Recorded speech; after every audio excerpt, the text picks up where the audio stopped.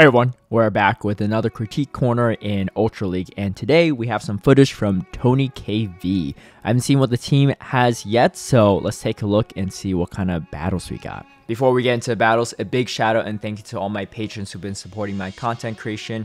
If you would also like to have early access to my strategies and lineups, or see behind the scenes footage of my battles, feel free to sign up in the Patreon link down below. We're loading up into the first battle, and it is going to be a Walrein, Kanto Mug, and Charizard team.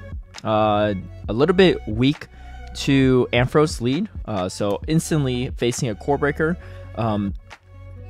Good timing on that first move. Honestly, Ampharos is not that big of a deal in my opinion because a lot of pure electric types just don't really resist much. So you kind of can make around and get away with even being kind of weak to it. He's going to swap out to the Kanto Mug. This is going to be interesting because I thought that maybe they were just going to come in with the Mug afterward and try to take out the Ampharos, but does do a great job of optimizing here, avoiding the damage by throwing one poison jab first.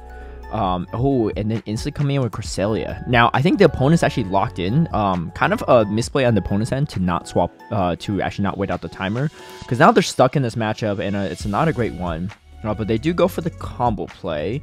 I think you just throw one, and then, yeah, probably could throw one wing attack, but, yeah, it's actually going to be a little short on energy. I think that one wing attack might have... Ooh, I think the one wing attack might have been enough. I actually don't know. You might get knocked out with the Blast Burn. Yeah, so let's take a look at what exactly happened right here. So here comes the Ampharos, right? They throw one Thunder Punch. You have a 2-turn move into a 4-turn Volt Switch. You could throw one wing attack, which will be 2 turns, and then you could then you throw your charge move, which is 1 turn, which means that you won't take any of the Volt Switch damage if you pull that off. It's for free too, right? Because the Volt Switch damage will never register, so you should always throw at least one wing attack in this situation. The only reason why you throw your move instantly is if you worry about CMP and you don't want the opponent to throw their move at the same time in a 4-turn situation. But this Ampharos doesn't have enough energy for back-to-back moves, so you throw it, and you can see because the Volt Switch does come through, right? So obviously they won't go for the move. Yeah, unfortunately not able to get to that Blast Burn. Personally speaking, I would probably let the Walrein go after the second shield went up on the Ampharos side, and you still had 1 shield remaining. And just I think both shields were spent on the Walrein, but just coming with the Muck afterward, right? Okay, a pretty solid lead, but not a great safe swap from to face. So I like this staying in because the Empoleon is a huge core breaker for the entire back line.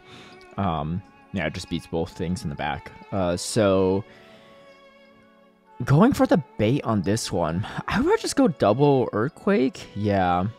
Personally speaking, if you don't land that move, you can still come in with a Muck to finish it off, right? Because now they shield, and then now this is really awkward.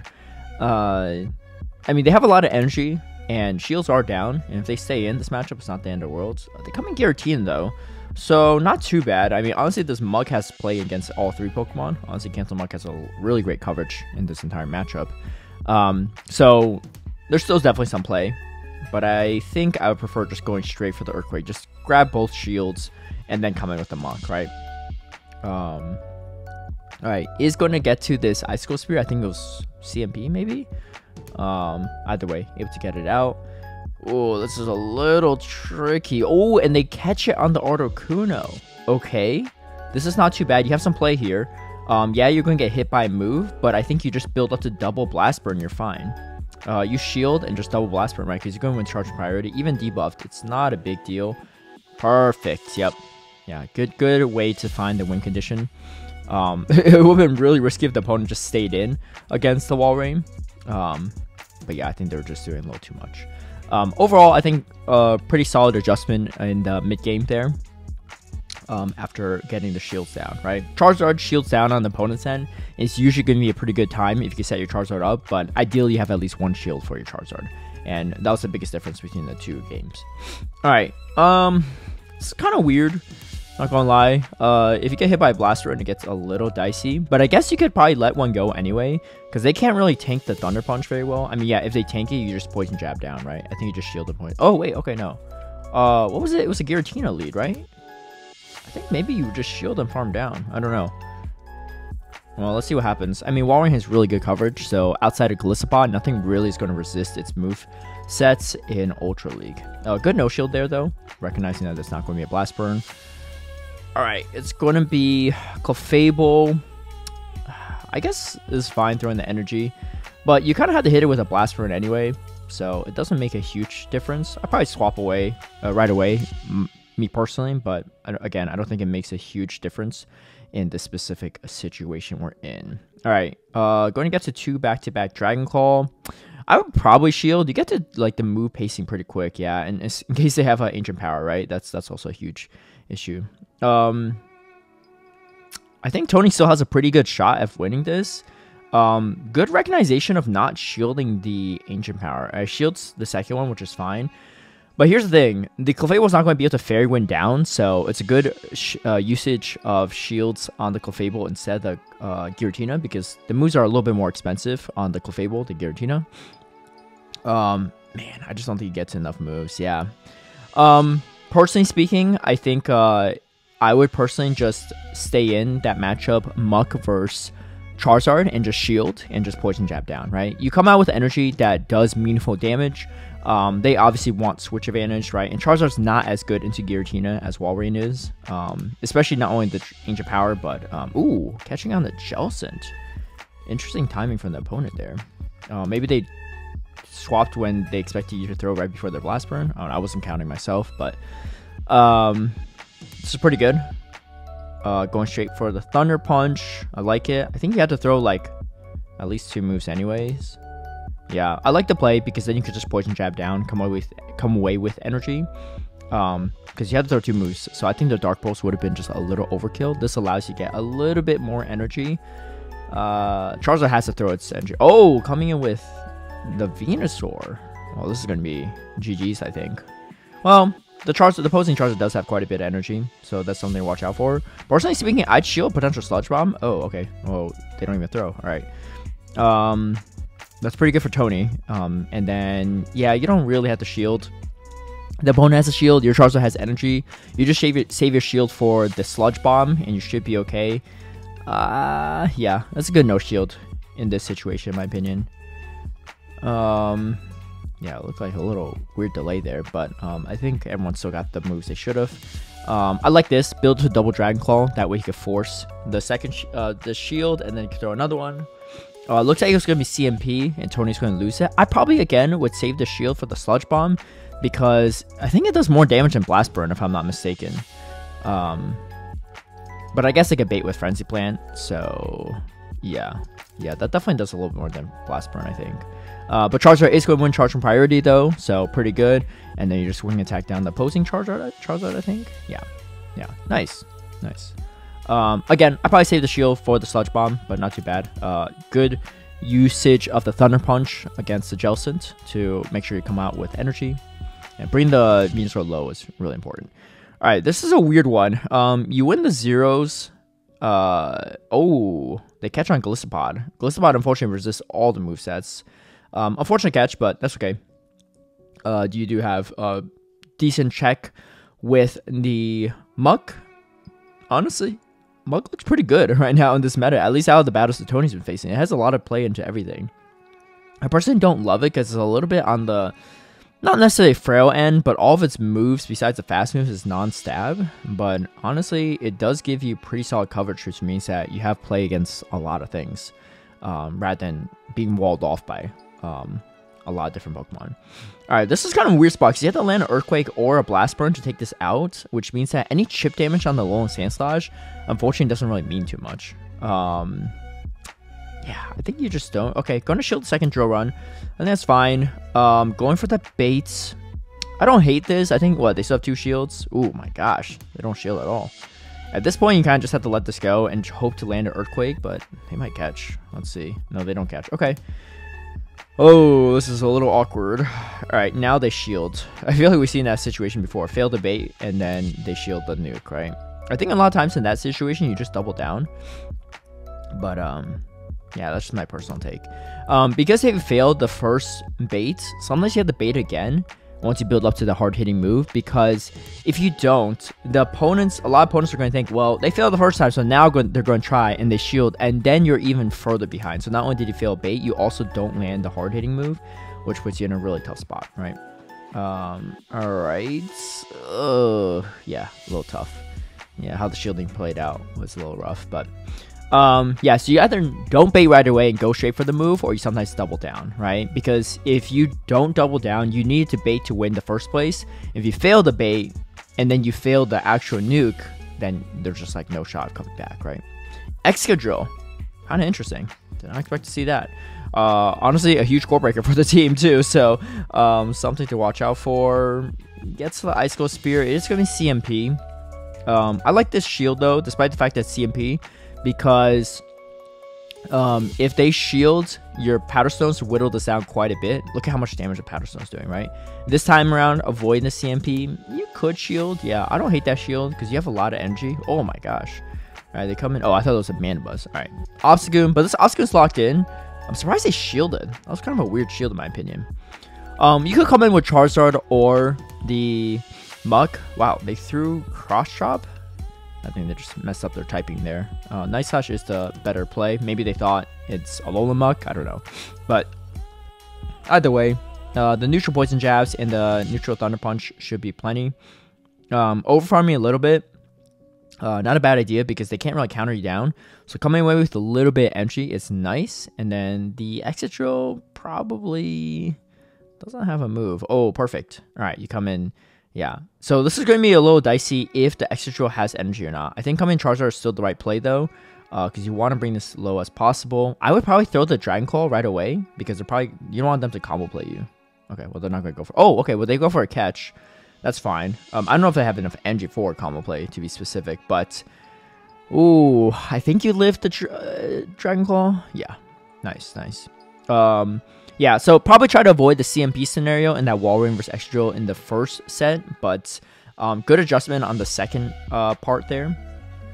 And over-farming instead of going for CMP on the second or third move, whatever that last one was before they swapped to Obstagoon. All right, pretty solid lead. Okay, yet again, not the best checks in the back. I think you do have to go for the Earthquake. Good optimization. And then now you come in with the Muck. Would you shield this? I probably would. In case of Skull Bash. Yeah, so here comes the Skull Bash. It's just a little dicier now because then you have to shield Surf. Oh my gosh, you're running Ice Beam? Ice Beam and Skull Bash. I mean, I guess Ice Beam makes sense. But yeah, that's wild. They're completely walled off by Registeel. This is a little uncomfortable. Yeah, you have the Walrein, but again, you're kind of giving up switch advantage a lot. Oh, wow. It turns out that they are core broken from this Walrein. Yeah, farm up energy. I probably farm up to, like, right before CMP and then swap. Okay, just staying in. That's fine, too. Walrein just has such a good matchup against Swampert, right? Like, why not? But either way, they come in Giratina. Yeah, this Giratina just doesn't have a lot of places to go. In this matchup. They come in Lapras, but they cleared their debuffs, so in a decent spot. It's kind of tricky. Yeah, I would shield there. I mean, it's a really bad bait by the opponent if they don't land it, so it's kind of a risky bait by them. But again, that Skull Bash is just giving them so much health. It looks like you'll be in a good spot though, able to get the second Earthquake still, which is good, and opponent is going to leave there. Yeah. I think it looks like Tony doesn't really fight for switch advantage, which I think in certain situations is fine. But I do think that sometimes it makes his matchups harder than it needs to be. All right, so something to consider. Oh, Obstruct. Interesting. Yeah, definitely want to throw this before the second Obstruct comes out. I mean, I feel like Charizard's a little better, but as a counter swap, but I think Muck resisting all the counter damage can be solid. And you could take the Night Slashes a little bit better than Charizard can. So you do have that benefit. Charging up to another Thunder Punch. Again, not fighting for Switch. Okay. Come in Charizard.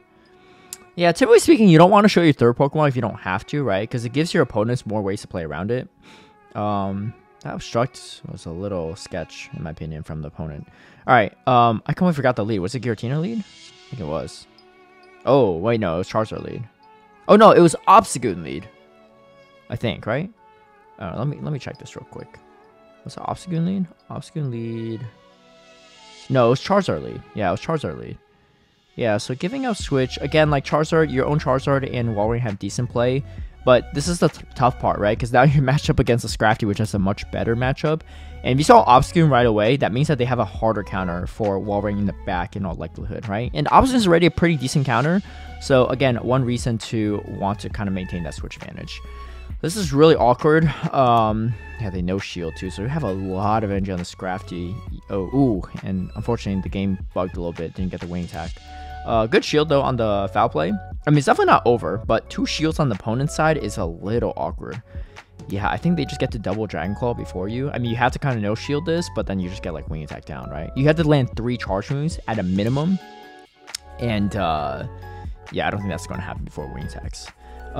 Yeah, a lot of these games, I think it's just really like maintaining Switch advantage will give you a lot more wins. Because a lot of the leads are good, right? A lot of you have the toolkit to handle a lot of these safe swaps. It's just making sure that you maintain that Switch advantage. All right, this is kind of an awkward matchup because even if you try to go for a catch, you could easily catch the wrong move if they're baiting. Opponent is going to win CMP though, and they land that first Earthquake. So you could potentially try to catch a second Earthquake on Charizard, but the problem is if they go for that Icicle Spear. Let's see what happens. This time around, going for the Icicle Spear baits and shielding the Earthquake. I like that play. Force the opponent to swap out or do something if they shield, but they don't shield. Oh my gosh. Kind of unfortunate. I feel like Tony's getting a little unlucky on these 50-50 calls, but maybe just really good reads by the opponents. Wow. Okay. Double water and double weak to fighting. What in the world is this team? Alright. This is really tough. Getting that chip damage is nice with this Icicle Spear. But yeah, this is not going to be a good time for Charizard. They have so much energy on this Empoleon too. Holy. Alright, let's see how you play around this. You get to 1 Thunder Punch. I personally wouldn't shield. Yeah, I like to no shield because if you shield, you signal to your opponent that you need this muck and you have a terrible matchup in the back. They end up still shielding though. Oh gosh, this is so uncomfortable. I mean, 1 Blast Burn should KO, but I just don't know if... I think they get to 1 more Hydro Cannon before he gets a Blast Burn. Oh, they're Giratina. Yeah, that's a wild team. I guess for counter uses, they just stay in. But, yeah, that's tough. Yeah, that's tough. Yeah, that's just really tough team comp, I think. I mean, there might be certain ways to play out that matchup and play a little bit cleaner, but overall, I think that's just a really tough team composition for Tony's team. All right, well, speaking of tough matchup, that's a fantastic matchup. They swap straight away to Walrein. I don't hate this. It just gets a little weird if they get to the Earthquake, right? And most will probably bait, but it's just like you can't really risk getting hit by the Earthquake. I personally wouldn't shield the second one. Especially after you get this Thunder Punch off, because yeah, you have a great matchup against Gliscor, but Gliscor doesn't really beat Charizard, so unless they like just super boost or something right off the bat. So this is okay. I think I would personally come in Walrein and just farm a ton of energy, maybe throw Icicle Spear right before they get to the Earthquake. Okay, coming in with the Charizard. I don't personally love this, but let's see what happens, because you take way more damage from the Icicle Spear, right? And then now you're forced to potentially shield. Yeah, I'd probably come in Walrein, because their Walrein can't really threaten yours with Earthquake. Like, yeah, it does a decent chunk of damage, but nothing too crazy. And also, most importantly, I'll pause this real quick. They probably have a Walrein counter in the back, right? It's a Gliscor that's double weak to Ice, and their safe swap was a Walrein, which means that they have to have another counter for Walrein in the back. Going for the Dragon Claw, maybe just missing some bubbles, but we do get the shield up. Oh, okay, well that's not really a Walrein counter, so it's actually not too bad. So they're kind of core broken, but let's do a decent amount of damage. However, I think Tony should be in a good spot after this. Yeah, opponent's just very core broken, and then you have the Icicle Spear ready. Oh my gosh, getting denied. Oh, actually no, I don't know if the move is denied, but you still get the... Oh yeah, no, yeah, wasn't able to even press a button. Yeah, But here comes the Esco Spear to finish it off. Okay, yeah, so not too bad, finding a win condition there. But again, I probably come in with a Walrein into that Walrein instead of the Charizard. Overall, looking at these battles, I think Tony played well in terms of the optimization, and probably the counts and stuff too. I didn't see any weird shields overall. I think the first two things to focus on for Tony is, first and foremost, is fighting for switch advantage when you probably need it, right? So main part of that is just like making a read on the opponent's backline and seeing like what makes the most amount of sense for fighting for switch advantage versus not. Because your opponents are aggressively, like the player that's safe swapping knows what they need to do, right? They know their win cons. They need to fight for switch or they need to get shields advantage. Whereas you don't know as much when you're reacting to someone else's safe swap. And this is not you as in Tony. This is like anyone playing, right? So because of that, you always have to think like, am I making my life harder by giving up switch advantage when I can maintain it by just spending the same amount of shields or spending one extra shield, right? And I think especially the versatility of Muck, Cancel Muck, spending those shields on the Muck is not a bad idea because a lot of times they have like a Giratina lead, so they have to come in and still eat a Dark Pulse, right? Or maybe like a Charizard lead, so they still have to eat a Thunder Punch, or they have the shield, right? So you get the shield back, right? So think about like the energy you come out of, even though you spent a shield, you could possibly get their shield back or get a lot of value there. I think if it's something like that completely walls off that Muck, I mean, there isn't a lot that walls it off, but like, let's say like a Registeel or Galarian Stunfisk, right? Those, you don't get too much value even after landing Dark Pulse. Like in those situations, maybe, you know, it's not worth fighting for a switch as much if it comes down to you spending extra shields. But a lot of those situations, you get a lot of value out of it. So personally speaking, I think trying to fight for those switch advantage situations is pretty crucial for a lot of the matchups, at least out of the ones we saw. And I think the second thing is coming in with the Charizard, with the third Pokemon a little early, right? Come in with the third Pokemon if you have to, but typically speaking, I think you don't want to show that third Pokemon earlier than you need to, because it gives your opponents, again, more intel on how to play around the matchup and knowing what to do. But I think specifically in that last matchup too, example is, if you're taking way too much damage on the Charizard by getting the extra energy, it's better to just come in with the Walrein, right? Walrein with energy is fantastic because it has such great coverage against pretty much everything. So, and you're just taking resistant Powder Snows, and the Earthquake is not that threatening. Whereas taking neutral damage on Charizard, which is a little bit of a frail Pokemon already, it's not ideal. If you can farm down with Wing Attack without taking really any damage, if you guys a few Fast Move, and it's not like Volt Switch, then that would probably be worth it. But I think in that situation, you don't want to eat too many charge moves in the process. But overall, those are the two things I really noticed. I think team composition-wise, it looked pretty balanced. I like it. I think it looks like the team has a lot of play, so that's good, right? Sometimes I see teams, I'm like, you're probably struggling to climb because you just don't have a great team. But Tony, I think, has a pretty solid team in this situation. And on top of that, it looks like Tony has pretty good optimization of when to throw the charge moves and not give your opponents free fast moves. So I think that's really good. Only other thing I would focus on is probably the bait scenarios, right? Like when to play out baits and when to bait and when not to, right? Sometimes it's safe to bait, sometimes it's like a 50-50 call. But I think there were a couple times, especially in the earlier matches, where Tony threw moves, went down shields all the way on both ends, and then just hard swapped over, right? So I think in that situation, you just stay in, let them take out your Walrein, and then come in with the Mug to finish off their lead. I think if you swap out at that point, you give your opponents the ability to swap out, so you can't take away that core breaker to instant lead, right? Like Ampharos is a core breaker for the Charizard and Walrein. If you hard swap to your Muck, they swap out the Ampharos. You still have to take out the Ampharos, but now with the Charizard in all likelihood rather than the Muck, right? So I think in situations like that, like just let your lead Pokemon go, let it faint out, come in with the Pokemon that can handle the core breaker lead, and then try to sweep the Charizard in the back. But yeah, I know that's probably a lot of feedback, but if I miss anything, feel free to comment down below if you're a viewer, or if Tony has any questions, obviously feel free to drop a comment down below. But shout out to Tony for sending the footage. I think it was a really cool team to see and see a lot of those scenarios play out. Honestly, Canto Muck looks pretty good after those battles, so it might be a solid pick for those that are looking to climb in Ultra League right now. And if you have any battles you would like for me to review, feel free to shoot me footage, especially in Ultra League. I'd say I'm kind of an Ultra League expert to a degree, and you'll find out why. In all the team formats I play only Ultra League, so I know a lot of the Ultra League matchups pretty well. But again, if you want any footage, especially in any current metas, feel free to shoot me a DM at Peng on Twitter, and I'll review the footage whenever I can. There's a couple in queue that were sent to me from maybe a week or two ago, but there are metas that aren't around, like Great League and stuff. So I'm still going to review those, but I'm just holding out to that footage and releasing when Great League metas are around so that people can see it and it's relevant for teams they can test out right away. But anyway, if you like this video, feel free to give it a like and share, subscribe for future content, hit that notification bell to get alerted right when I post a new video, and I'll catch you all next time. Bye.